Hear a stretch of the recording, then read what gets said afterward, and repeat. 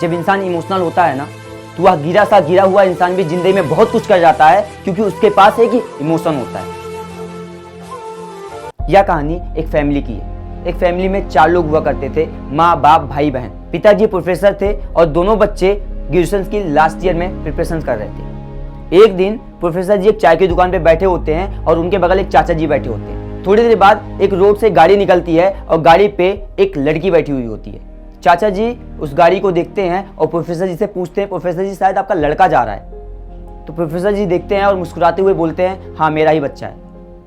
तो चाचा जी थोड़ी देर बाद बोलते हैं, शायद आपका बच्चा बड़ा हो गया है। तो प्रोफेसर जी फिर से हंसते हैं और बोलते हैं, क्या ही कर सकते हैं। लेकिन थोड़ी देर बाद वहां से एक गाड़ी और निकलती है और उस पे एक लड़की बैठी हुई होती है और एक लड़का गाड़ी चला रहा होता है। तो चाचा जी फिर देखते हैं और चाचा जी पूछते हैं कि प्रोफेसर जी शायद आपकी लड़की जा रही है। तो प्रोफेसर जी देखते हैं और देखते ही बोलते हैं, हाँ मेरी लड़की है। तो चाचा जी फिर बोलते हैं कि शायद आपकी लड़की भी बड़ी हो गई है। इसी बात को सुनते हुए प्रोफेसर जी को बहुत तेजी से गुस्सा आता है और चप्पल पहन के सीधा वो घर पहुंचते हैं। बिना कुछ सोचे समझे अपने लड़की को जाके चिल्लाने लगते हैं, डांटने लगते हैं। इतना डांटते हैं वो जाके अपने आप को एक रूम में बंद कर लेती है और रोने लगती है। रात भर खाना नहीं खाती। दूसरी सुबह होती है और उसकी मम्मी उसके लिए खाना लेके जाती हैं, खाना रखती हैं और वो गले लगा के रोने लगती है। और गले लगा के रोते हुए एक शब्द बोलती है कि मम्मी क्या पापा को मुझ पे इतना भी विश्वास नहीं है? जिस लड़के के लिए वो मुझ पे चिल्ला रहे थे वो मेरा जूनियर है। और मुझे अपनी सिस्टर बोलता है, मेरे पैर में चोट लगी थी और वो मुझे घर छोड़ने के लिए लेके आ रहा था, लेकिन बिना कुछ सोचे समझे मुझ पे उन्होंने इतना चिल्लाया। फिर खाना नहीं खाती और तीसरी सुबह होती है। तीसरी सुबह एक आवाज आती है नीचे से कि उसका छोटा वाला भाई दिल्ली प्रिपरेशन करने जा रहा है यूपीएससी के लिए। तो उसके दिमाग में एक ख्याल आता है कि अगर यूपीएससी की तैयारी करने से मुझे मेरी रिस्पेक्ट वापस हो जाएगी तो आज से मैं यूपीएससी की ही तैयारी करूंगा। और वो दिल्ली चला जाता है। उसको यूपीएससी के बारे में कुछ भी नहीं पता होता। एक लैपटॉप लेती है और लैपटॉप लेके 1 हफ्ते तक लगातार यूपीएससी का सिलेबस, यूपीएससी के बारे में, यूपीएससी का इंटरव्यू वगैरह वगैरह सारी चीजें देखना शुरू कर देती है और अपना एक रूम में प्रॉपर इमेज चिपका देती है और एक रजिस्टर पे सभी चीजें प्रॉपर तरीके से लिख लेती है। और एक सुबह उठती है और इसका भाई दिल्ली जाके एक अच्छी सी वेल सेटल कोचिंग में एडमिशन लेता है। और ये घर पे जाके चाचा गेट पे खड़े होते हैं, जो वॉचमैन होते हैं, उनको कुछ पैसे देती है और उनको एक बुक की लिस्ट देती है और बोलती है, चाचा ये कुछ बुक की लिस्ट है, इसको लाके मुझे दे दीजिएगा, लेकिन किसी को बताइएगा नहीं। अब यहाँ से शुरू होता है दोनों का सफर और दोनों तैयारी करने में लग जाते हैं।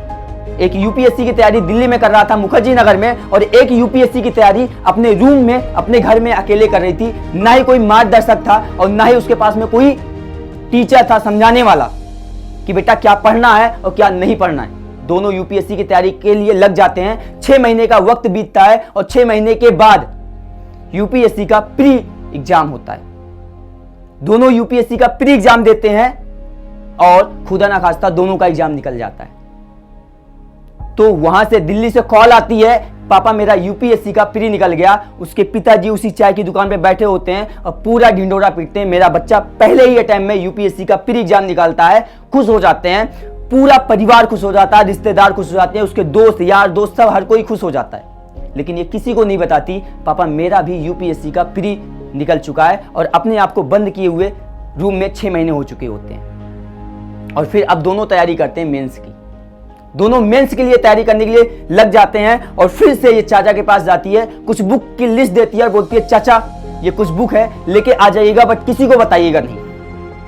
और दोनों यूपीएससी के मेंस की तैयारी में लग जाते हैं और कुछ वक्त बाद मेंस होने वाला होता है और दोनों एक साथ मेंस का पेपर देते हैं। दोनों एक साथ मेंस का पेपर देते हैं और एक का रुक जाता है, एक का निकल जाता है। मुखर्जी नगर से कॉल आती है, पापा मेरा मेंस रुक गया, लेकिन इसका मेंस निकल जाता है। ये किसी से नहीं बताती। उसके पिताजी बोलते हैं कि बेटा कोई बात नहीं, किसी का प्री पहले अटेम्प्ट में निकल जाना ही बहुत बड़ी बात होती है।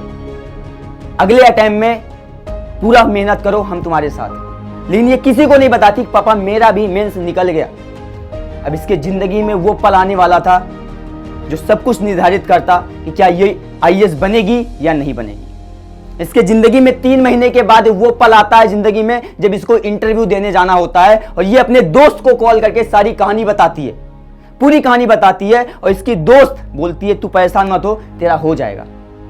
ये उसकी जिंदगी में वो दिन भी आता है जब इसको इंटरव्यू के लिए जाना होता है और नीचे जाती है अपनी मम्मी से बोलती है मम्मी मेरे एक दोस्त का बर्थडे पार्टी है, मुझे उसमें जाना है। उसकी मम्मी उसको इसलिए नहीं रोकती क्योंकि 1 साल हो चुके होते हैं, पूरे के पूरे 1 साल हो चुके होते हैं एक रूम में बंद किए हुए। उसकी मम्मी सोचती है कि अगर बाहर जाएगी तो शायद इसका दिमाग सही हो जाएगा। उसको कुछ पैसा देती हैं और पैसा देके उसको भेज देती हैं और वो अपने दोस्त के साथ जाकर बर्थडे पार्टी नहीं इंटरव्यू देके आती है और इंटरव्यू के बाद वापस घर पर आती है। आज इसके जिंदगी में वो दिन भी आने वाला होता है जब रिजल्ट आने वाला था और सुबह के 10 बज रहे थे। सुबह के 10 बज रहे थे, वो अपनी दोस्त को कॉल करती है और बोलती है यार पता नहीं मेरा निकलेगा कि नहीं निकलेगा। बोली तू परेशान मत हो, तेरा निकल जाएगा। 10 बजे रिजल्ट आउट होता है। 10 बजे रिजल्ट आउट होता है। डरते डरते डरते डरते वो अपना रिजल्ट देखना शुरू करती है। 40 नंबर तक उसका रिजल्ट नहीं आता। 40 नंबर तक उसका रिजल्ट नहीं आता। फिर से कॉल करती है यार मेरा नहीं निकलेगा।